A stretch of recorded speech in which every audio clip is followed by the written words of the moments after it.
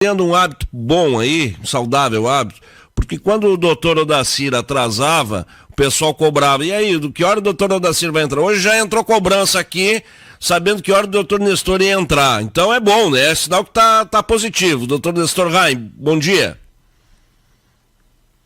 Bom dia, Alex, bom dia aos ouvintes da Rádio Acústica. É um prazer podermos aí conversar um pouco sobre um tema específico que trouxe para analisar e alguma coisa da semana que tu queiras comentar. Primeiro, desculpa pelo atraso aí. Hoje realmente atrasou tudo aqui, mas o senhor fica à vontade para esse seu tema e depois eu tenho alguma questão aí para a gente encerrar. Não, uma questão que está atormentando, alguns produtores rurais está aumentando, a demanda, é a instalação de linhas de transmissão de energia elétrica em imóveis rurais. E incide nisso a questão da justa indenização. O saudoso ministro Paulo Brossard dizia que na sua carreira de advogado nunca tinha visto uma indenização justa, mas compete aos advogados lutar para que seja mitigado ao máximo o prejuízo dos produtores. Por isso foi o doutor Buzo, o doutor Gino, que é nosso colega e amigo, e isso tem aumentado essas consultas aqui, a própria Farsul e ao meu escritório sobre esse tema. E as instalações de transmissões, Alex e ouvintes, e os que também nos veem, ela tem aumentado e ela é uma imposição do poder público, é uma servidão, não é? Que é uma servidão administrativa. Não há como se opor ao progresso, porque é importante também que a energia elétrica chegue às propriedades rurais. Então não há como se opor a ela. Isso é uma remansosa jurisprudência. Os tribunais já têm decidido. Treinadores também tratam assim há muito tempo. Porém, toda essa questão se resolve na questão da prova e da perícia técnica. A necessidade nesses processos, quando acontece algo em relação à instalação de linhas de transmissão, é necessário que o perito do juiz e haja um assistente técnico por parte do prejudicado para que se comprove quais os danos reais que aconteceram ali. Deu uma trancadinha aí, né? Deu uma trancadinha. Nogueira. Voltou. Por uma plantação de nogueiras.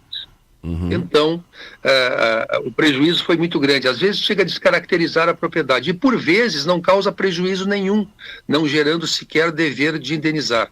Então, este é um tema em que deve-se ter muita atenção na formação da prova, para que o produtor tenha a justa indenização em relação aos prejuízos que tem, para deixar passar a torre de energia. Há casos até em que se descaracteriza toda a propriedade rural. Então, isso é muito importante, esta formação desta prova, para que não haja perdas maiores. As pessoas que forem atingidas por esta situação podem procurar o nosso Sindicato Rural de Camaquã, o Sindicato Rural da sua região, procurar uma orientação, e a Farsul também está à disposição para orientar em situações desta natureza. Os seus conceitos, todos eles sempre vêm ao encontro do nem tanto ao céu, nem tanto ao inferno, né? E o senhor, inclusive, na semana passada aqui, criticou o posicionamento excessivamente político, né? Que as cortes vêm adotando, especialmente o Supremo, que é mais próximo de nós, ou pelo menos mais popular. Essa semana nós tivemos novos desdobramentos que culminou com a prisão do político e advogado, presidente do PTB, Roberto Jefferson. Como é que o senhor viu essa aceitação do pedido de prisão pedido pela Polícia Federal, Roberto Jefferson, doutor Nestor? Bem, eu sou dos que não rezam na catedral do Roberto Jefferson, e ele merecia há algum tempo ser processado na forma da lei com direito à ampla defesa. Agora, o que o Supremo fez, mais uma vez, é uma ação atrabiliária, uma ação que atenta diretamente contra a Constituição e que constitui censura prévia, como consta do parecer do procurador Aras, do procurador-geral. Sem dúvida nenhuma, é mais um ato atrabiliário, mostrando que há uma guerra declarada entre o STF e a Presidência da República, que não nos levará a bons caminhos. Eu vejo com grande preocupação essa escalada, porque o ministro Alexandre Barroso desce ao mesmo nível dos mais radicais das mais radicais manifestações da política brasileira, que já está num grau extremamente elevado, a fervura está insuportável, e ele adiciona mais uma pitada nesse caldeirão, porque não era dele esta iniciativa. Ele está tomando lugar do Ministério Público, está agindo com ódio, com raiva. Isso não vai nos levar a um bom termo, e eu, que estava mais tranquilo na semana passada, já começo a me preocupar com os destinos do Brasil aí nos próximos dias aí. Uma situação bem delicada, bem complicada, praticamente uma declaração de guerra, não é? Mas isso não significa que eu imagine que o Roberto Jefferson tenha razão. Eu só estou dizendo que o Supremo Tribunal Federal está usando os meios errados para procurar reparação por ataques que necessitam de provas, somente em relação à sexualidade dos membros do Supremo, essas situações que não vêm ao caso. Isso é uma questão pessoal. O Supremo Tribunal Federal, assim como os governantes executivos, não governam com o traseiro, governam com a cabeça. Então isso não interessa. Agora, outras injúrias que são sacadas necessitam de prova. Agora, isso foi uma manobra desastrada do ministro Alexandre de Moraes. Agora, que degradante declínio, todo declínio é degradante, né? Mas que degradante declínio do Roberto Jefferson, a gente vendo aquelas imagens dele fazendo apologia ao armamento, ele que defendeu o desarmamento lá atrás, no final, início da década de 90, no governo Fernando Collor de Mello, o qual ele fazia parte, foi mudando ao longo do tempo, inclusive foi indiciado, foi condenado pelo Mensalão, saiu da cadeia para virar anticomunista. Essa conversa toda aí, se ligando ao extremismo, as histórias são bonitas quando tem um final feliz, uma ascensão, mas quando elas são o contrário, elas deprimem também, né, Dr. Raim? Os nossos ouvintes aí são produtores rurais muito experientes e alguns viveram muito. Todos podem ter suas paixões, as suas inclinações políticas, mas acredito que todos sabem que no meio está a virtude. Esses exageros pelos quais estamos passando não vão nos levar a bom termo. E não há atividade mais cautelosa, mais ponderada que a atividade da agricultura, compreendendo aí, obviamente, a pecuária, compreendendo todos os seus derivados.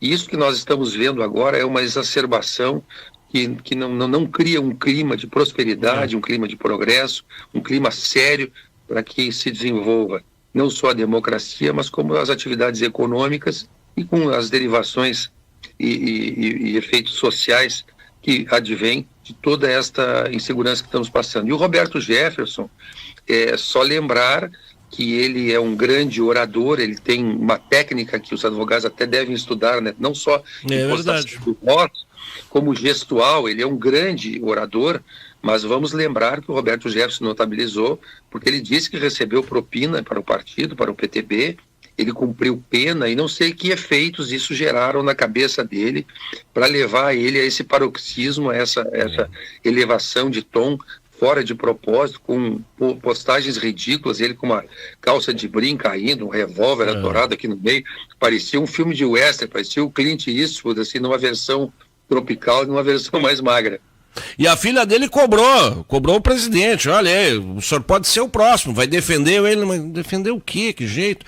Mas pode ser 45 mil motivos aí, mais ou menos, que ele tenha, por causa do salário dele que ele recebe do PTB, que aliás nós pagamos, né? O salário dele via fundo partidário, são quase 50 mil todo mês lá na conta dele, né, doutor? É verdade, o particular está pagando pelas excrescências desse dessa realidade que é o financiamento público para partidos políticos, para campanhas políticas, que é uma farra total, é uma degradação da democracia, porque vai fazer com que essas velhas linhagens políticas se perpetuem no poder. Vivemos realmente um momento muito delicado e que a qualidade da nossa democracia decaiu sobremaneira. Precisamos de um pouco mais de juízo e um pouco mais de, como se diz, comportamento republicano. Doutor, obrigado e que vençamos hoje o São Paulo no Morumbi. Um grande abraço para o senhor. Oremos, irmão. Grande abraço a todos, um excelente final de semana.